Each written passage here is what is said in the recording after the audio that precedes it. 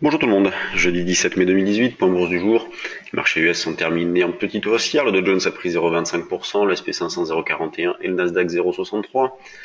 Le CAC et le DAX sont également terminés en petite hausse, le CAC de 0,26, le DAX de 0,20. Et d'ailleurs la hausse s'est accélérée après séance une nouvelle fois, donc après la clôture du marché des actions à 17h35, puisque le futur en a profité pour grappiller 10-12 points après 17h35.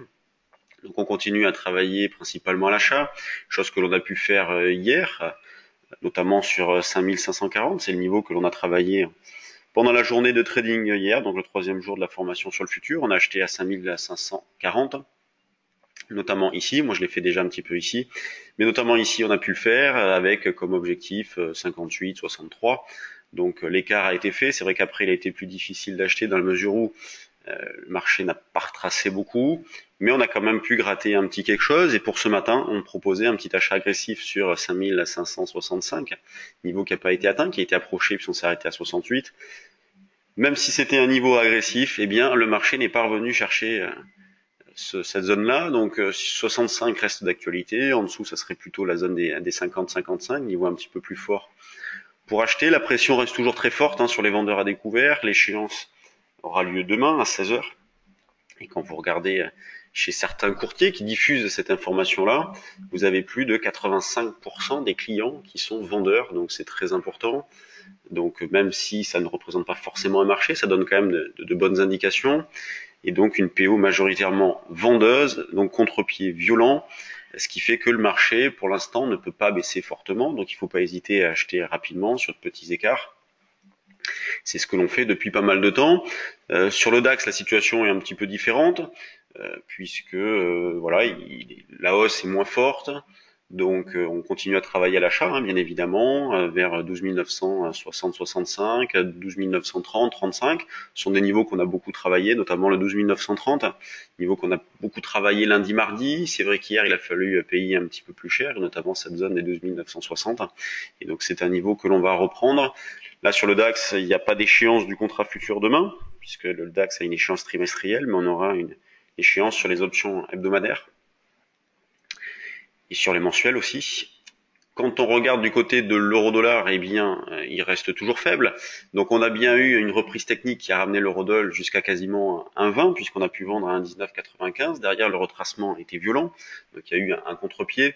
Et le respect d'un sens prioritaire, eh bien, permet de profiter de ce genre de mouvement-là.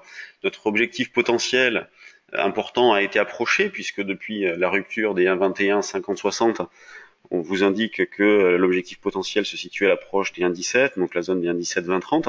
Et hier, vers 16h, 14, 15h plutôt, on a fait 1,1765, donc on s'est rapproché de cet objectif-là.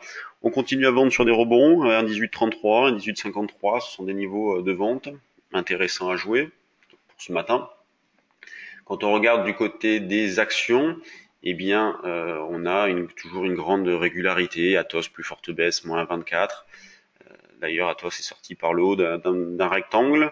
Veolia, plus forte hausse, 1,50. Concernant les news sur les valeurs, on a eu les résultats d'Altis ce matin, ceux de Bouygues aussi, CGG, Ipsen qui obtient le feu vert de la Commission européenne pour le Cabométix. Donc toujours beaucoup de régularité. En ce qui concerne le volume, 176 millions d'euros échangés à 9h22, donc c'est pas énorme, surtout à la veille de l'échéance. Les volumes de toute façon vont augmenter et demain ils devraient être importants puisque des positions seront tournées.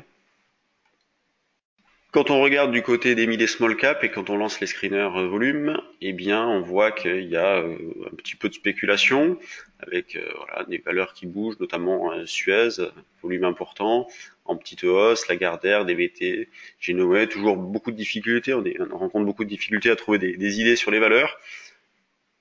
Quand on regarde à la baisse, Adomos, CGG, donc suite aux chiffres, CGG qui perd 4%. Sur le fond, bien le contexte reste identique, il n'y a absolument aucun changement. On prend les mêmes, on recommence, on achète le CAC, le DAX, on vend l'eurodoll sur des rebonds. Donc demain, je le répète, échéance du contrat mai, on travaillera juin dès demain matin. Il y aura environ 60 points d'écart entre le cash et le futur, 60 points de dividendes.